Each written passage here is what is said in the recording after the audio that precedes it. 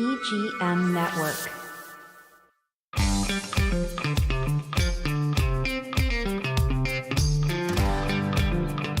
Hi, everyone, and welcome to Cottage Conversations with Mary Lou Ciambriello. Today, we're going to talk about something extremely special. Normally, we speak about things that are related to real estate, and as you've heard me say, but today we actually have an exception, and I'd like to tell you about my good friend Suzie over here, who did a kidney transplant. She donated her kidney to somebody, her left kidney, and he's our special guest over here in the corner. Mr. Left Kidney. Mr. Left Kidney. And she gave it to a complete stranger. And so here's what I've learned. This is not real estate related, and other than Suzie does work for Remax Crown Realty. And the other thing I always say to all of you is that this relate to real estate is that her kidney now has a new home in South Carolina or North Carolina? North Carolina. North Carolina. So today we're going to talk to Suzie about her journey. And Jennifer, we're going to let you ask the very first question. Jennifer Arteaga is going to be speaking today. Go ahead, Jennifer. Good morning. So I think it's such a wonderful thing. And I want to know how did it come about? Did anyone... I heard it was a billboard. Yeah. Yeah. Like, how did you decide to do that? So, as I told Mary Lou, I guess in my 20s, it was something I thought about. But when I did a little bit of research, they had told me that contact sports obviously wasn't a good, because then I would possibly damage one bruised kidney, and then I'd only have one working. So I sort of just let it fade away. And then around last November, actually, my mom was visiting, and we were up in Melbourne, and I had kind of been, I don't know why, it had suddenly just come back into my head. Jennifer knows why, and she's going to tell you in a minute. Yeah. It was in your face since your 20s. So I saw a billboard, like the corner of a billboard, of someone who was doing a drive looking for people that would be willing to see if they were a match for a kidney. And I thought, and I couldn't really see the whole thing, so I went home and I just Googled the National Kidney Foundation, and I went on there, and they have a really simple, if you think you're interested in donating, and I did their questionnaire, and I kind of moved forward from that. Then they reached out to me, and here we are. And here we are. So one of the things I want to ask is, when did you first hear about live organ donation? Was that the first time you heard of it? Yes, yeah. And I really didn't know anything about it until I got connected and started talking to the people. And tell us about the process. How you filled out that online questionnaire, and then what happened? One of the questions they ask you is, what hospital would you like to be affiliated with? And it was only a small group in Florida. Mm-hmm. There were several, and they gave you a little bit about information about them. And I chose the Cleveland Clinic in Weston, Florida. And one of the reasons is because the data showed that they had done 111 transplants the previous year. And I thought that's a lot. That's a lot. And you did your research for sure. A little bit, so I picked them. And then once they got the notice that I was interested, then they reached out to me. And was it a personal, or did they? It was a person, and call? They called. And wonderful. Martine, she's not allowed to be here because of HIPAA laws. You had asked me to invite her, but that's okay. That's okay. It's the medical. Okay. So we respect HIPAA laws. Yeah. So she reached out to me, and we started talking, and she walked me through all the steps. And then the first thing they do is, because I was a woman and my age, I had to have had. How old are you? 58. You're 58? Yeah. My gosh. And you look amazing. You can't even tell. Sign me up.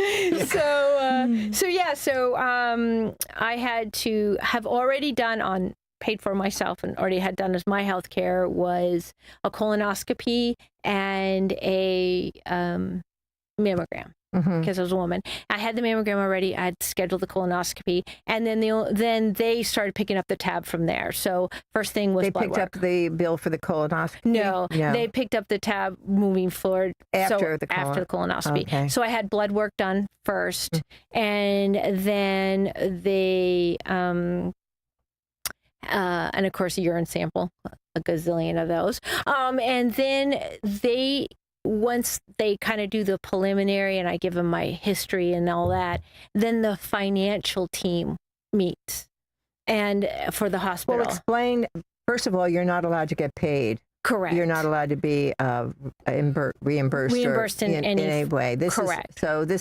You gave a kidney because. Yes. And for going no other in reason, that, I knew that at the time, not knowing the system, that I would incur the expenses for, going to the hospital, any outside stuff. And I knew that if I needed John, my boss, our broker, he'd already told me, don't worry about time off or being out of work, that he would, cover my salary while I was gone. Everyone supported your journey. that. So, but once I got accepted by the financial team, they picked up the tab, all the medical stuff.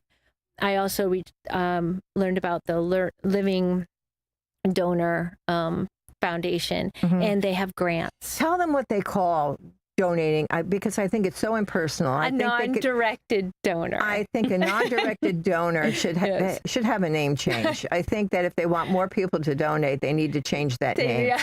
I think that's very harsh. I know that's, a non-directed donor, you've got a face, a name, a job, and you're just a wonderful person, and they call you non-directed. It just seems very impersonal to me. Yeah, very impersonal. And I understand it being impersonal. Yes. But I think the name can be personal. Yeah. Okay. I mean, everyone called me Suzie, so I was okay with that. But you were the non-directed Suzie. Okay, whatever. So the Living Foundation had a grant, and I just applied for it, and basically they covered my salary while I was gone. They covered a hotel room. Nice. They covered hotel room. That made John happy. Yeah, that was nice. That was nice. John would have done it anyway. Yes, he would have. Yes, and they covered hotel rooms when we had to go down, and when I had my surgery for Joey to stay at the hotel. They also paid for gas, and they also paid for food. Tell us about Joey, your husband, and initially he was like, well, okay, honey, if you want to do it, go right ahead. He's an amazing, supportive person, and so I knew that if I wanted to do it, he would back me 100%. Okay. And he didn't have any moments of, Oh, no, we had moments both, not so much on my side. I was very confident in the team and the whole structure of it. And he was mostly just worried about me in the surgery. Because I'd never had surgery before. Yeah. I know, and this was her first surgery. We hope it was her last surgery. Yes. And it was 4 hours. It was going to be intense. And you were on your side. Yes. For 4 hours. Yes. Yeah. So he had concerns about that and making sure, and he was worried about me. We were all worried about you, but I would not say that I was more worried than Joey. And he we were was just all there. Like, he was my driver for all the, going to Weston and being at the hotel and, being with all these people he didn't know. No, and he had to take time off, too. I'm sorry, I cut you off, Jennifer. Go ahead. Yes, no, right, that's did. fine. I mean, him having his own electrical business helped because he could set his own schedule. Absolutely. So that was part of the decision in the process, too. So tell me, did anybody try to talk you out of it? Because I was thinking about it. It had crossed my mind. Believe it or not, they sort of, not so much talk you out of it, but make it clear that at any moment I could change my mind. Literally up to when I was on the table before they knocked me out for surgery, I could have said, no, I don't want to do this. So let's talk about, you had a psychological, I think it was a psychological test where they went over all the things that could go wrong. And the one thing that I never even entered my mind until you told me about the letter that you received from the recipient's wife, that it might not, they had a difficult time initially. And I just assumed, I mean, this is how stupid I am. I just assumed, like, how about you, Jennifer, that it was going to be fine. Yeah. That it was just going to be fine. Jennifer's going to start to cry now, people. Sorry. You can't. It's a very touching story. It's an unbelievable story. The lights in this room are from her halo. I swear to you. Okay. No, really, really. So you may, one of the many people that you meet with, and most of them I did virtual because I lived far from the Weston. Yeah. So most of them were all virtual visits, and one was because you're very tech savvy too. On top of it, so maybe he's going to inherit that. Yeah, hopefully. You know, he'll inherit your tech savvy ability. It was bio ethics woman, and she was amazing. And we spoke for an hour. And one of her things was she said, explain to me what's going to happen to you in surgery. So we walked through all of that. And then she's like, okay, let's talk about what happened. Let's do some bad case scenario. So what happens if you find out your recipient died? Oh my gosh. What happens if you find out that they don't want to have anything to do with you?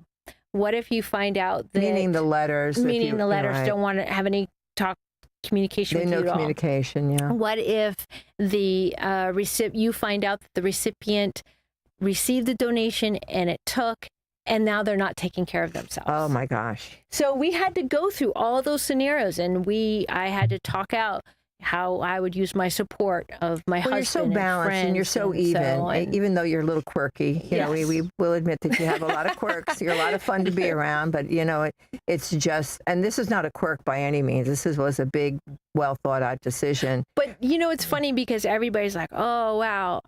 And I don't want to play down what I did, but at the same time, my part was the easiest. All I had to do was say yes.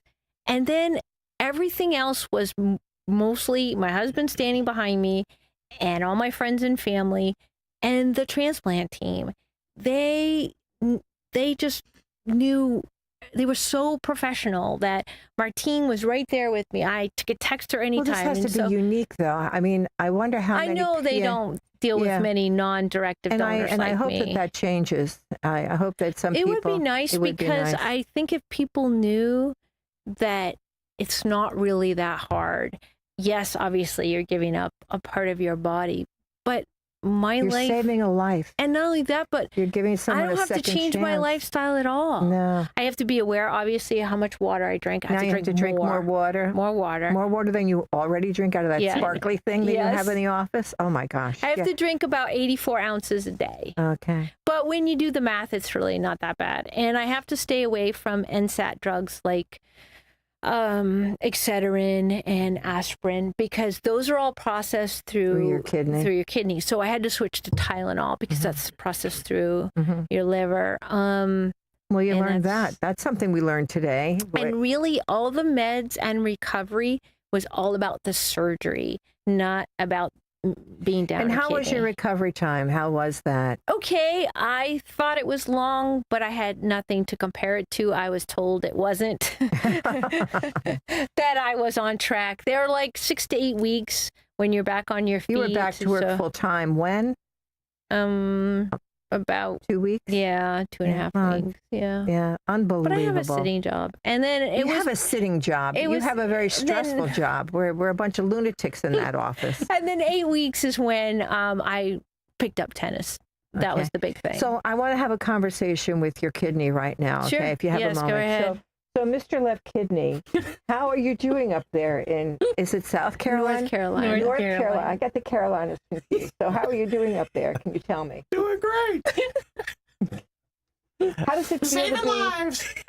And now you're in a man's body and not a woman's body. How does that feel? It's a little different.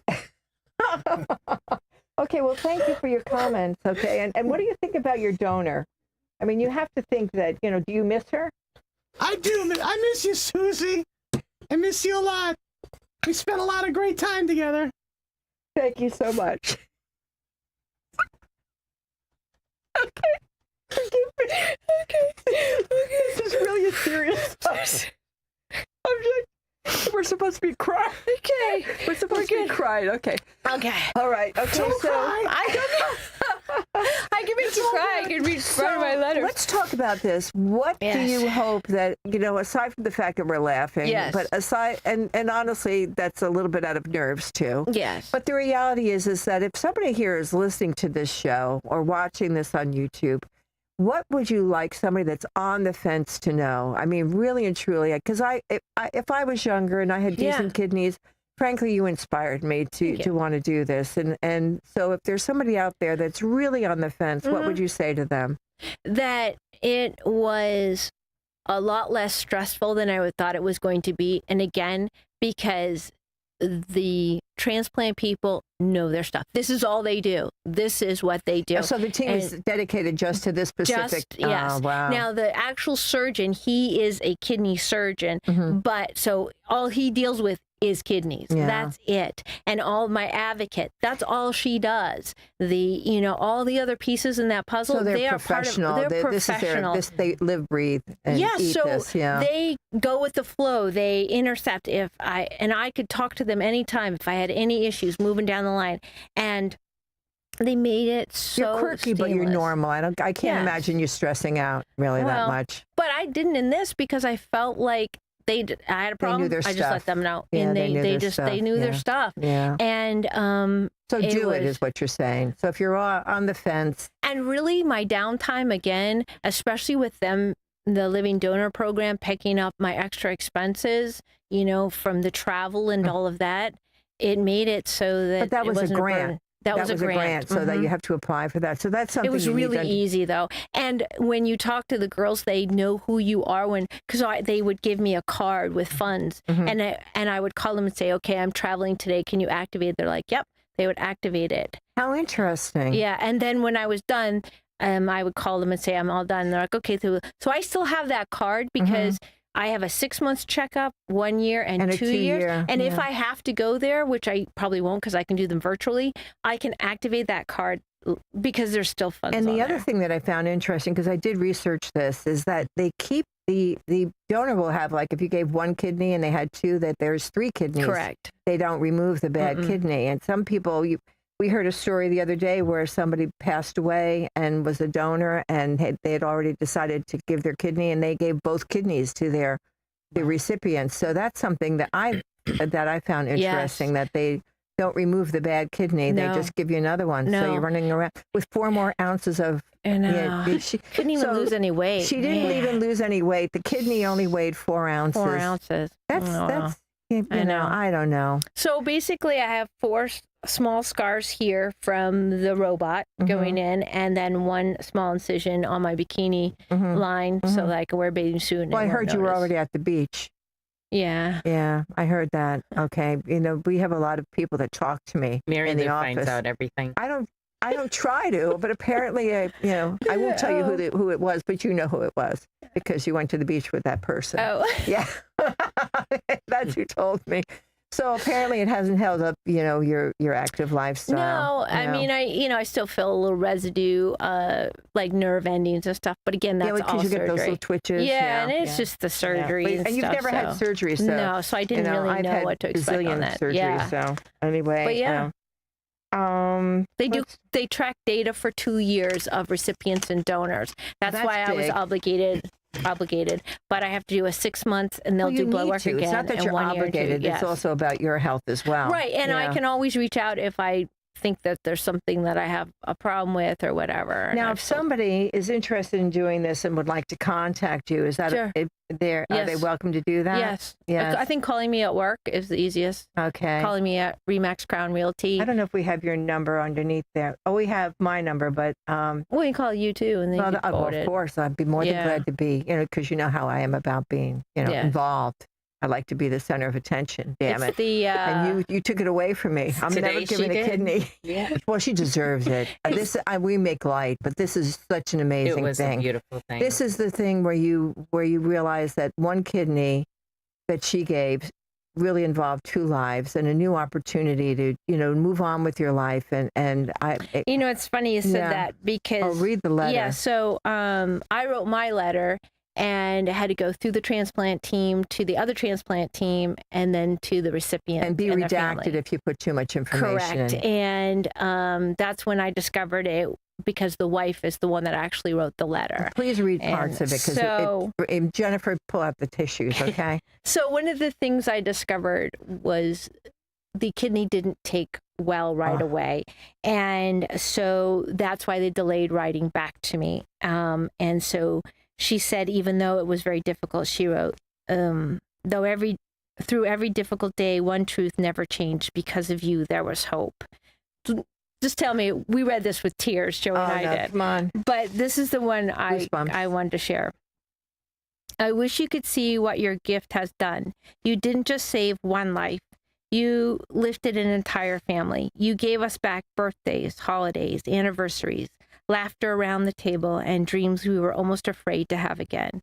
You have given us the priceless gift of looking towards the future instead of simply trying to survive each day. I know. And I thought that was really... I believe that. And that's exactly, how I felt when I was researching it. It's so much more than a kidney. It really is. It's so much more than a kidney. It's giving someone the ability to actually have a dream, to have a future, to see people grow up and earn a living, love your family. Yeah. I mean, unbelievable. And when some people ask me, and it's like, and I had written in my letter to them too, I've been very lucky. I've been very healthy. I have very good genes. I want you to read the end part of your letter. Of my letter? Okay. The one where you tell him what he's getting. Okay. So I had to write my letter first, which was difficult in that I had to kind of keep it loose, but I told them about my journey and how I ended up here. And then I wrote, I do believe, however, that my slightly used donation comes with a few additional, possibly unexpected quirks. These could include a wicked craving for sweets, especially for dark chocolate and brownies, a love of tennis, although our serve needs serious work, a big sense of humor, not always clean, and a lifelong love of reading, trending towards women warriors as main characters. But most of all, it comes wrapped in well wishes, prayers for a quick recovery, and blessings for a healthier life. Absolutely amazing. Thank you. Absolutely amazing. I mean, really, we can't applaud you enough. So I want to go through some of my questions here. I wrote my introduction on here, and then of course I ruined all my questions on the other side. But that's okay. That's okay, because frankly, the questions really aren't hard. And I know the answer to this, but I'm going to ask it anyway. Looking forward, would you have made the same decision?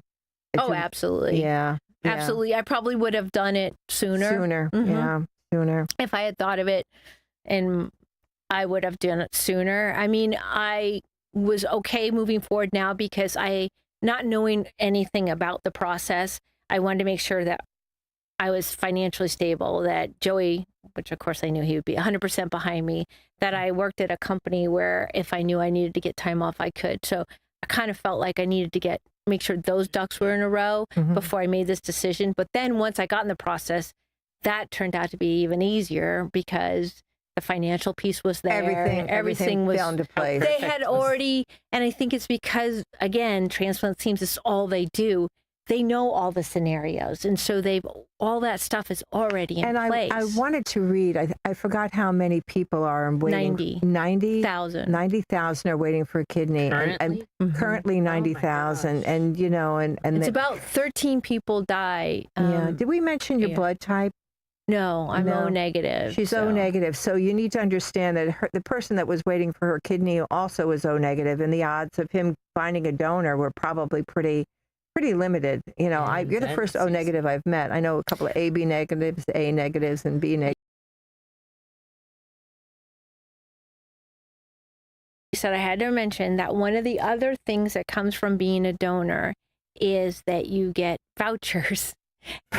So what are your vouchers for? So for a kidney. Oh. So basically, because I was a non-directed donor, I gave a donor with nothing attached. In other words, it wasn't a family, it wasn't a friend or anything. No connection. Obviously, if I needed a kidney down the line, that helps me.